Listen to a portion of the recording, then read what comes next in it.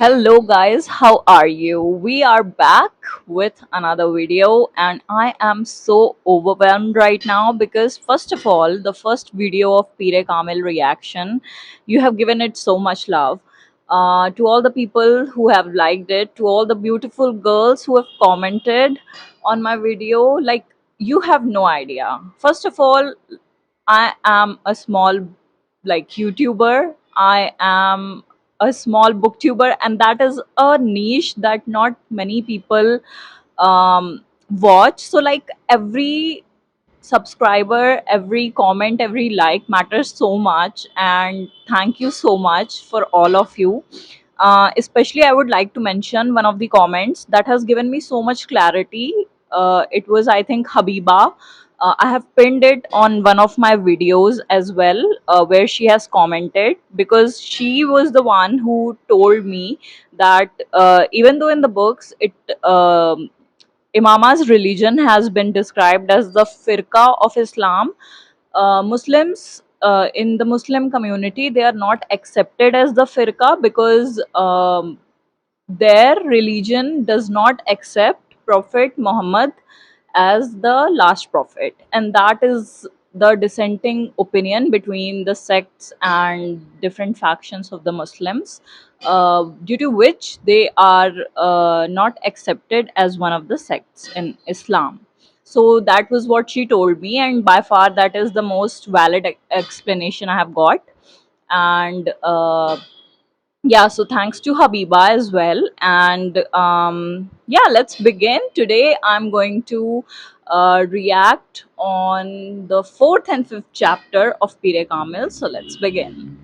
So, like in the earlier videos, by the way, there are like two parts of that video where I have reacted to Pire Kamil, first and second and third chapter. So, if you have not watched it, you are new to this channel, please do and go and watch that video.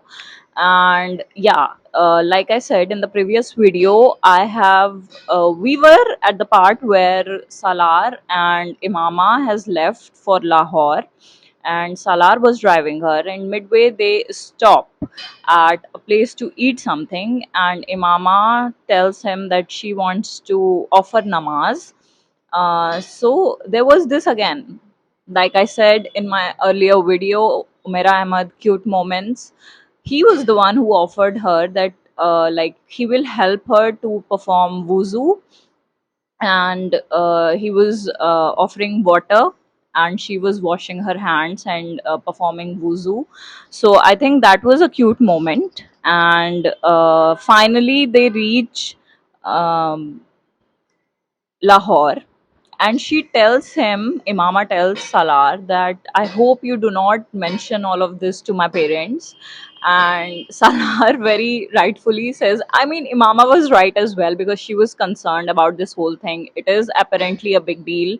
And so she tells him not to tell her parents. And Salar, being Salar, he was like, was it like necessary to even say this? Because if I had to tell them, I would have done it way before. And he was right as well.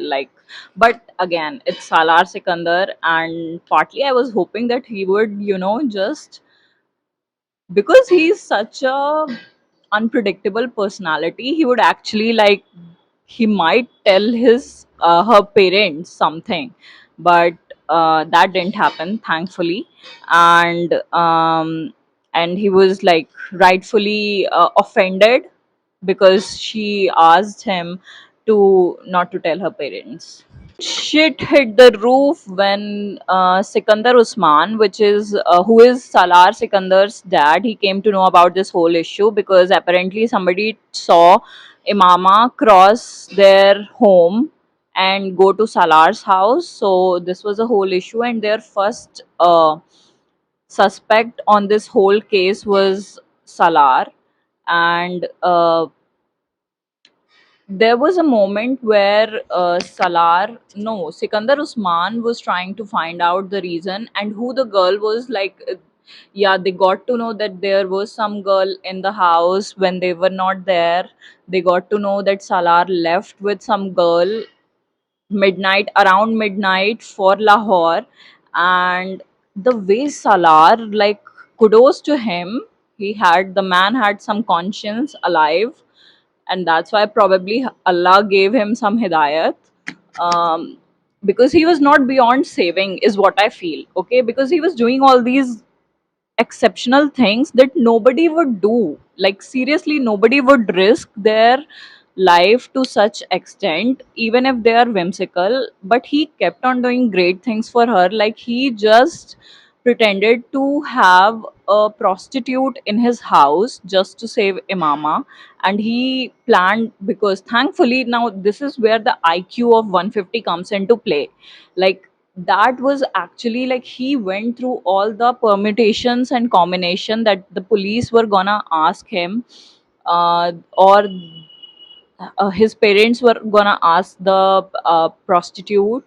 All of those things the police were might ask the prostitute as well. So he went through all those permutations and combinations, and he, prepared a script for the prostitute to, I don't even want to say prostitute, like, it sounds very um not right.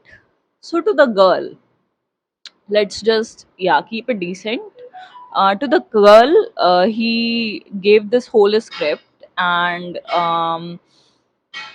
he asked her to, memorize it, so that she does not falter when police or his parents ask her.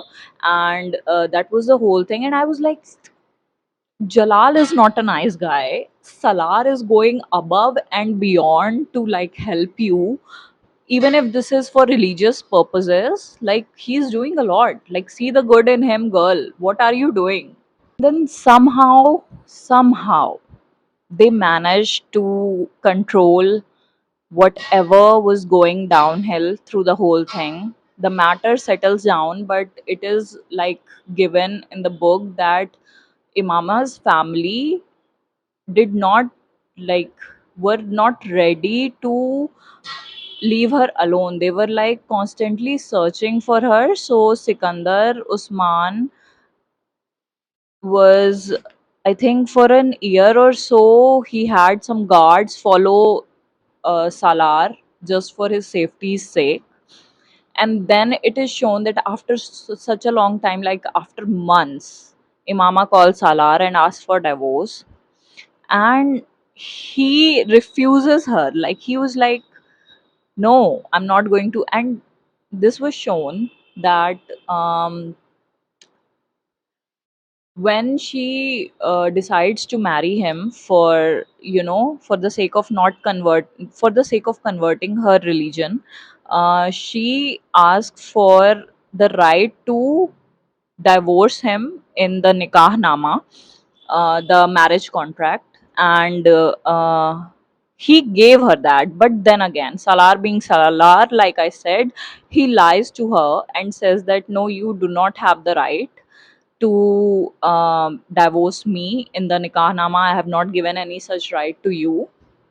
And she was shocked. She asked Salar that, like, you have deceived me. And he was like, he mentions this incident that happened when she was in car with him when they were traveling to Lahore months back, when she left her family. She showed him a pistol, by the way. Our girl is not a stupid. Like, she is not, I'll give her that. Like, she was not blindsided by what a man can do. So, and powerful men, especially like Salar. So she kept a pistol as well. And she showed him that no, I do not trust you, I trust myself. She was like badass through all of that. And he was probably pissed about it, and that's why he lied again. He was like, no, you do not have the right to divorce me in the nikah nama, which was wrong. He did give her right to divorce, but she was in such a haze during signing that she did not read the whole nikah nama. She just assumed that, yeah, he will keep his words. And yeah, that was it. And then again, like, this is what I fail to understand. But again, like, not exactly I fail to understand, I see where she is coming from. But she begs him again. And Why are you begging to a human like Salah? Like, he has not had his redemption arc yet. So yeah, I'm not still a fan of him, but he has done some great things as well. So we'll see.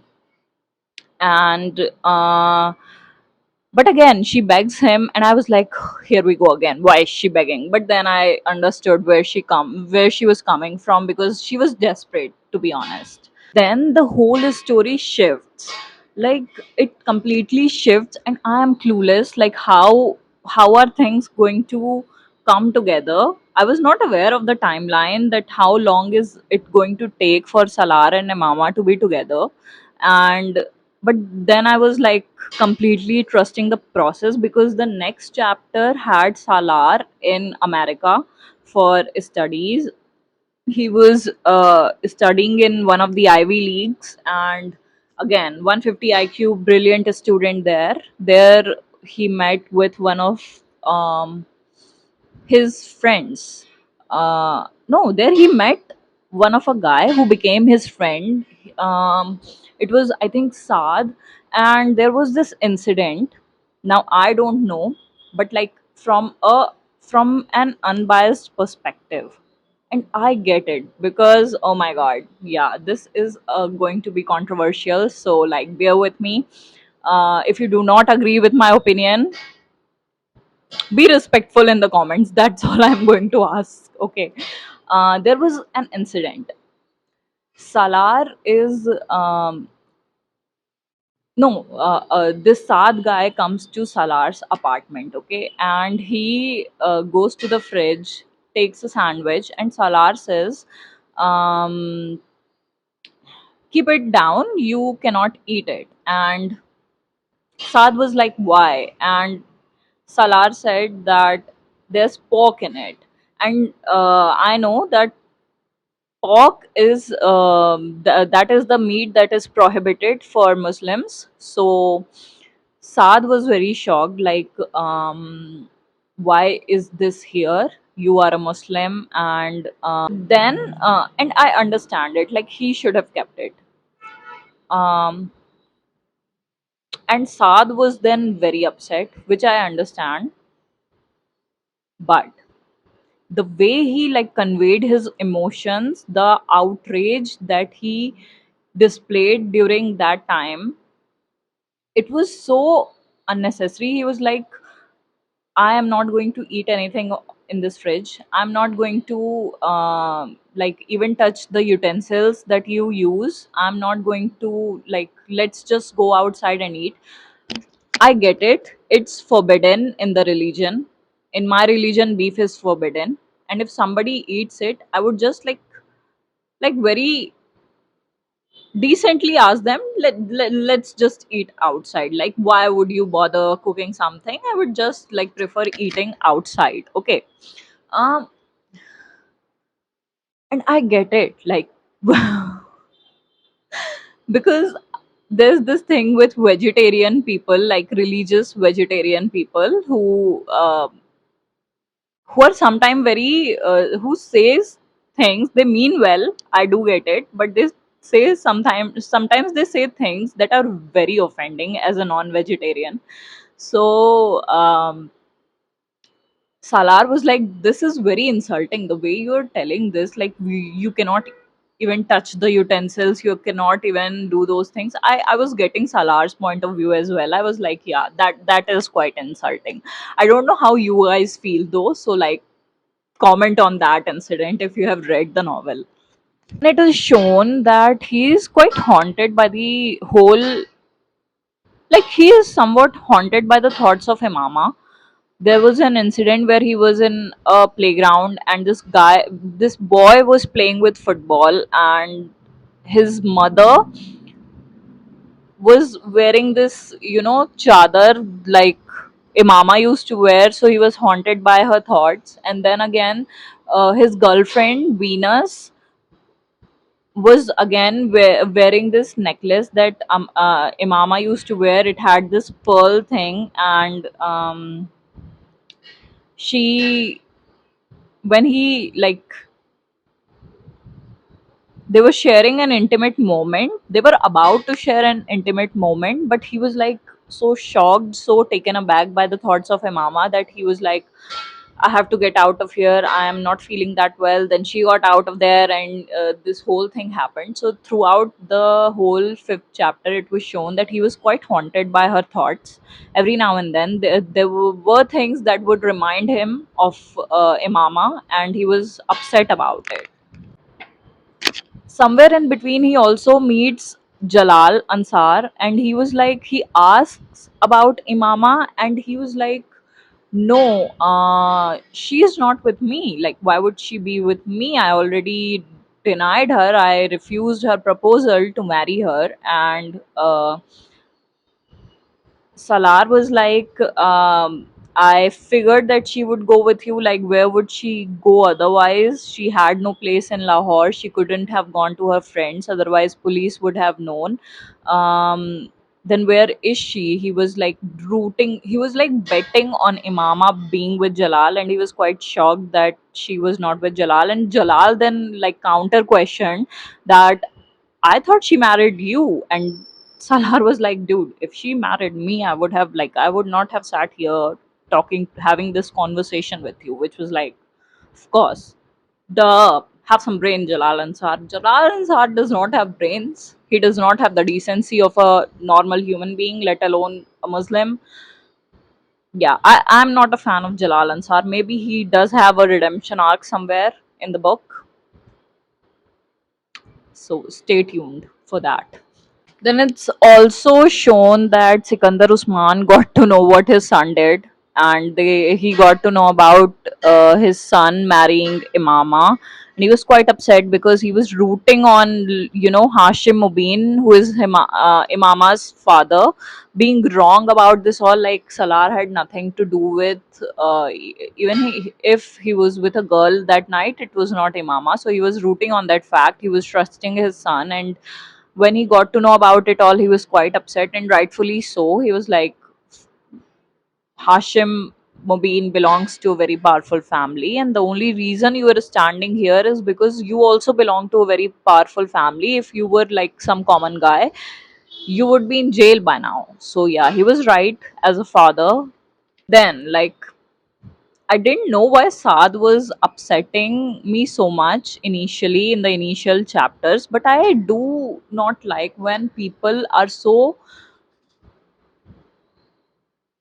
like they're very pretentious with their religion. You follow religion for your own sanity. You follow it for your own, like for grounding yourself. You are not doing a service to other people, so don't be like on other people's face with your religion, be it any religion. I do not like when people are like all about religion, and they make people feel, other people feel very how do I put it, like they think other people are lesser in some way just because they do not follow religion, or they are not that on actively like showcasing their religion is what I meant.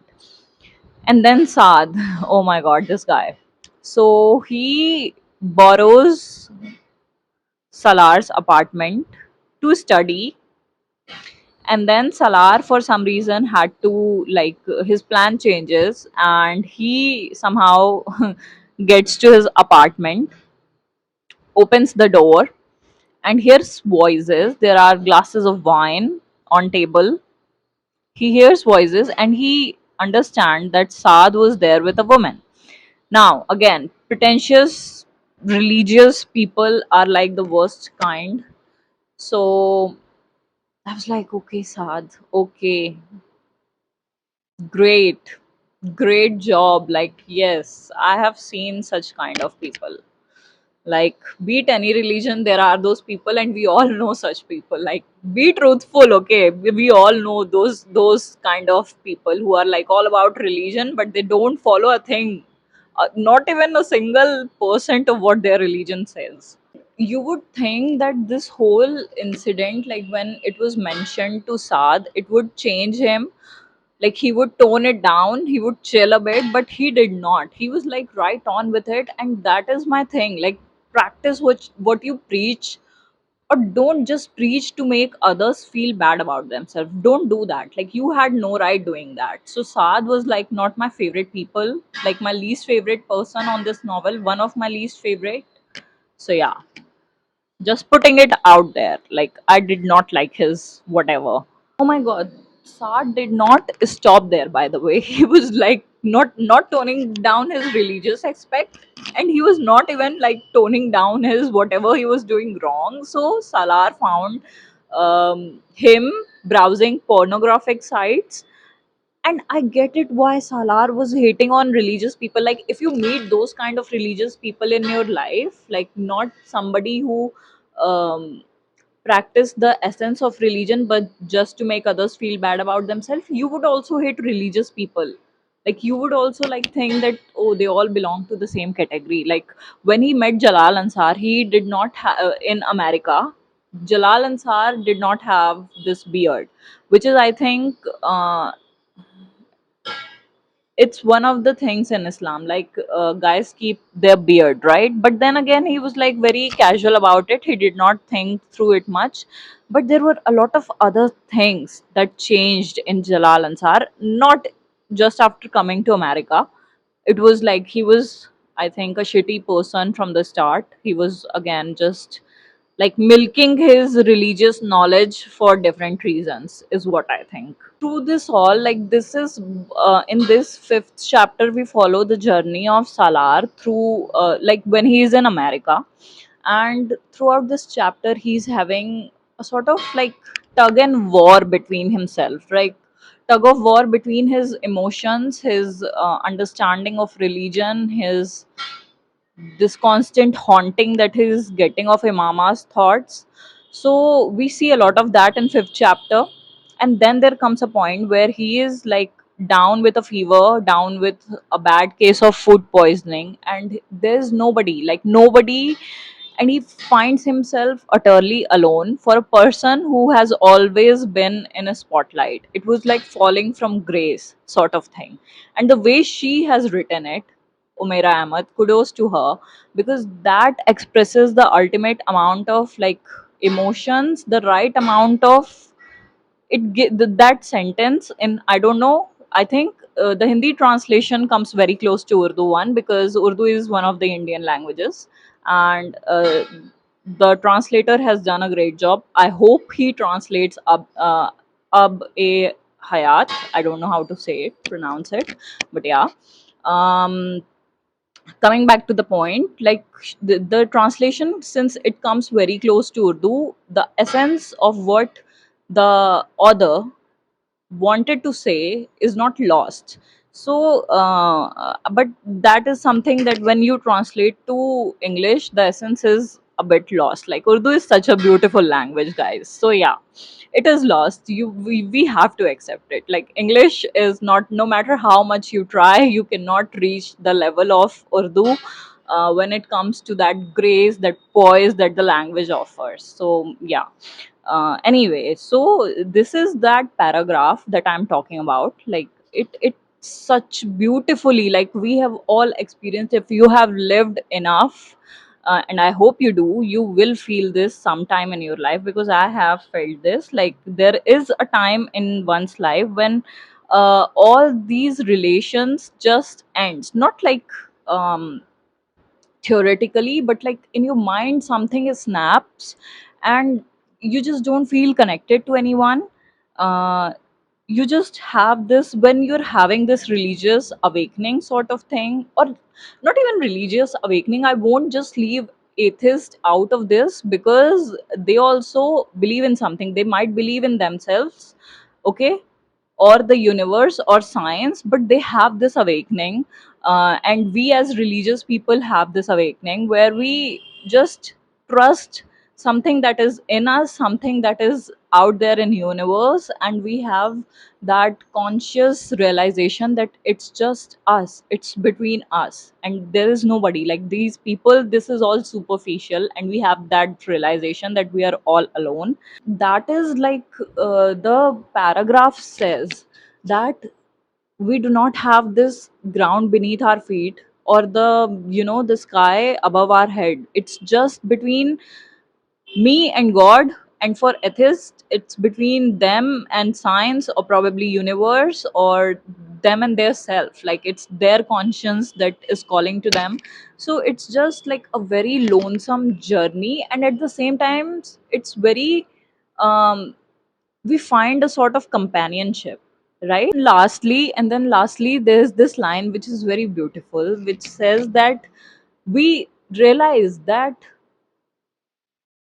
our being here does not is not that important. Like, the importance that we give to ourselves, like, we take it very, uh, we put such a heavy burden on ourselves. Like, okay, we are all that, we have to live up to expectations, we have to do this, we have to do that. It all ends when that realization hits, that it's just you and the universe. That's it. It You realize that you are a very teeny tiny part of this universe. It does not matter that if you are here or not. The universe around you, the lives of people around you, will not change if you are removed from their life. Like, in a way that is not like, I'm not necessarily talking about death here. No, that is different. That is a feeling of a permanent loss. I'm not talking about that. I'm talking about, this, you know when you're not connected with anyone and nobody reaches out to you, you just feel like, yes, you have been alone all along. And that is a big realization. And Umaira Ahmad, kudos again, did a great job with this whole paragraph. I loved it. I have felt this, and yes, it was soul crushing and a revelation that, yes, the writer is getting what the writer wrote from experience. It showed. There's this line which I don't know if many of you will agree to or not, but I personally agree to this. Salar is in conversation with Saad, and they're having this conversation about whatever Salar knows about Saad, which is quite a lot. And after the conversation, like, not after the conversation, during the conversation, Salar says to Saad that I do not believe that just by praying 5 times, or like just generally praying, it does not have any connection with people being a good person. Like, that offering namaz, praying to any god, is not a testament of how great of a character a man has. It could be a good plus, but if you're just going to temples, mosque, um, gurudwaras, churches, it doesn't matter if you're a shitty person. You can do all of that. You can offer namaz, you can offer prayers, you can chant mantras, but if you're a shitty person, God is not going to be happy with you. So I think that is what I, like, solely agree with. It does not matter if you're a religious person, if you're like just generally, if you're a shitty person. Okay, so that does not like negate the thing. If you think that you could be all evil and then pray to God and somehow he'll forgive your sins, that is not, my friend, how God works. I'm pretty sure about that, because there is a thing called karma in every religion. There is a thing called karma. Even in science, for every action there will be equal and opposite reactions. So, like, it's going to hit you on your head if you are a shitty person. It does not matter. God is not going to save you if you are like. God may forgive you if you're doing good things. If you have, realized that you were a shitty person and trying actively to sort that out, then there is forgiveness for you. I'm not saying that there can't be redemption arc. It's just for novels. There can't be one redemption arc for human beings. That's not what I'm saying. But yeah, don't commit sins and then pray to God and ask for forgiveness. That's not how it works. Then the big event comes.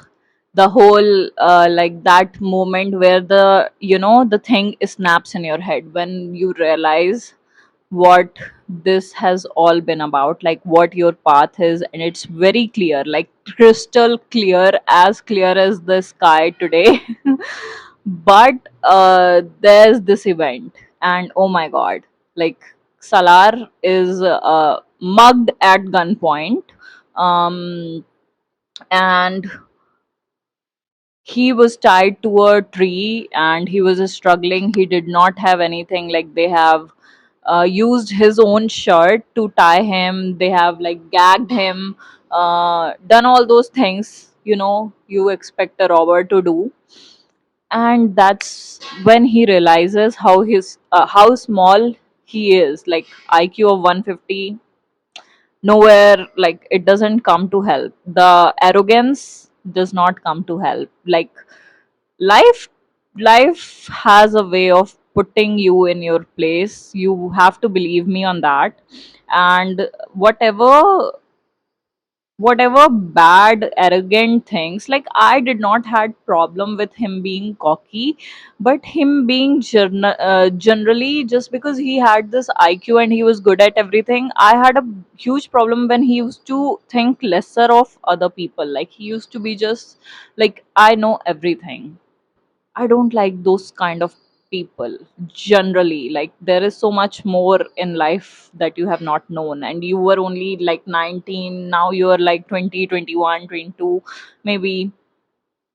And like where is this arrogance coming from? There's so much to know in life, and I had this problem with him. And that scene when this whole robbery act happened, it, you can, if you read it, you can feel it, that yeah, he felt the whole thing. Like it's written so beautifully. um and he realizes it. One thing about karma, when it's hitting you, when it's the karma that's hitting you, some things are just life, okay? Like it's good, it's bad, but when it's karma that's hitting you, you will always remember the people you have wronged and why the karma has come to pay the debt. You will always remember it. And I felt this so, like I have seen this happen. I've seen this happen with myself.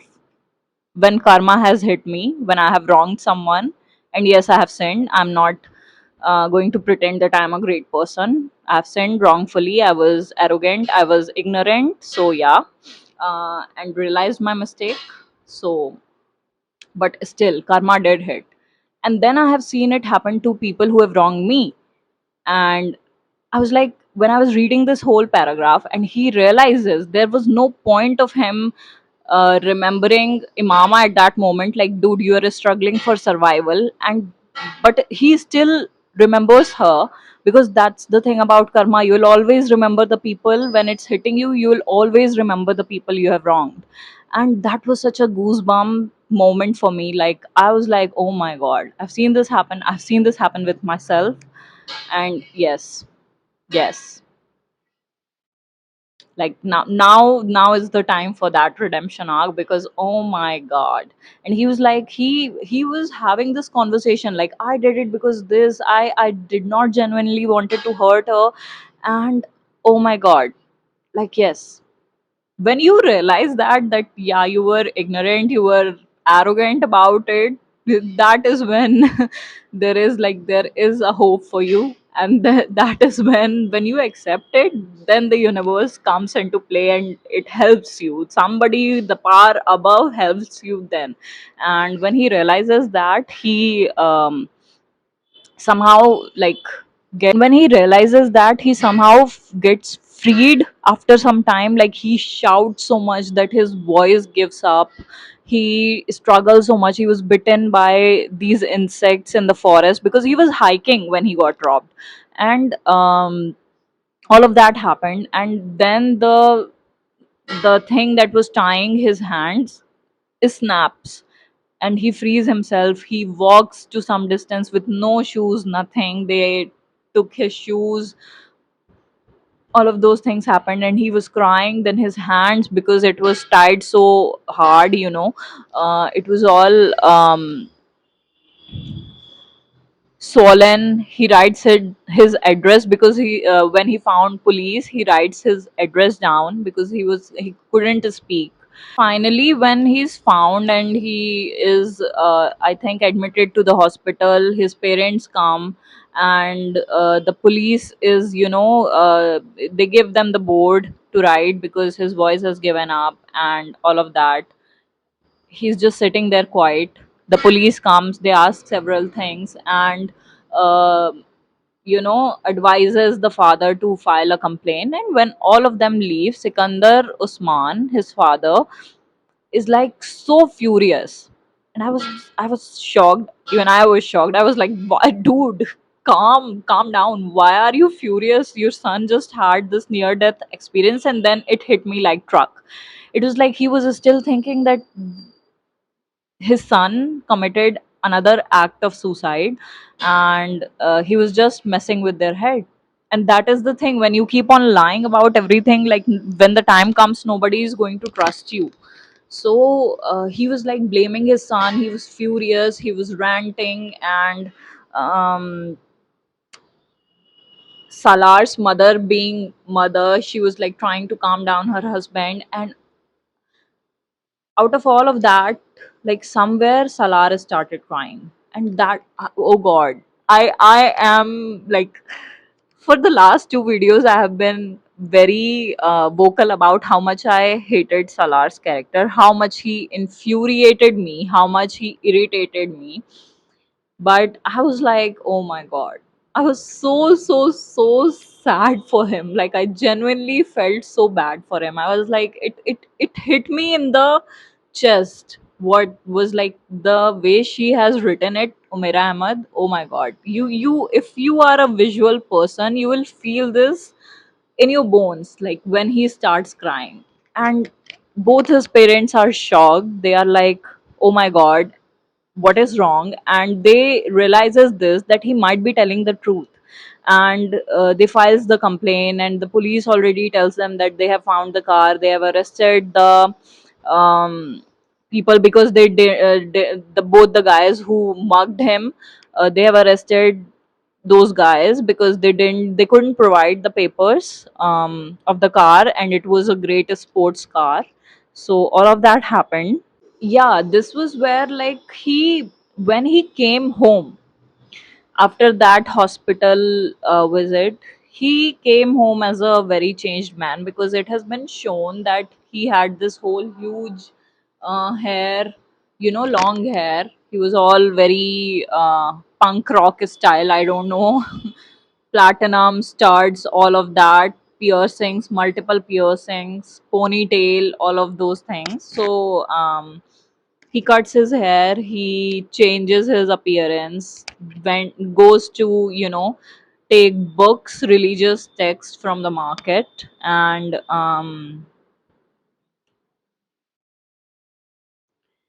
like his mother was shocked out of her mind. She was like, dude, what have you done with your hair? And yeah, there are moments that I'm like, when I see my brother when he cuts his hair, weirdly, I'm like, okay, where is this going? Like, what is this? What's happening? So I get it. Like, the mother's concern, yeah, truly on point.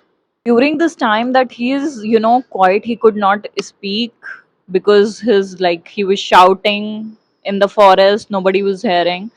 He lost his voice, and for 2 weeks he was all quiet. And he realizes this, that sometimes you do not have to have the last word, sometimes you do not have to even explain yourself, sometimes it's very important to just hear what other people has to say. So yeah, that the way it has been written here is again very nice. Like sometimes you listening is very important. And the second instance was when he realizes that what Amama used to say to Salar, when she told him that I hate your eyes, like I just, it disgusts me, is what she said. And he understood it in some way. Like when he had this religious awakening, he was like, yeah, I get it now. Because eyes are the, the sort of windows to your soul. And you could see, like, if somebody is genuine, if you could see if somebody is like malicious. So a lot of things eyes convey, like they have their language of their own. And he realizes this. He also says this, that it takes a very pure soul to recognize the bad in your soul. And Imama recognized it in mine because she was pure. So he had this realization, and I thought that, yeah, that was beautifully written, by the way.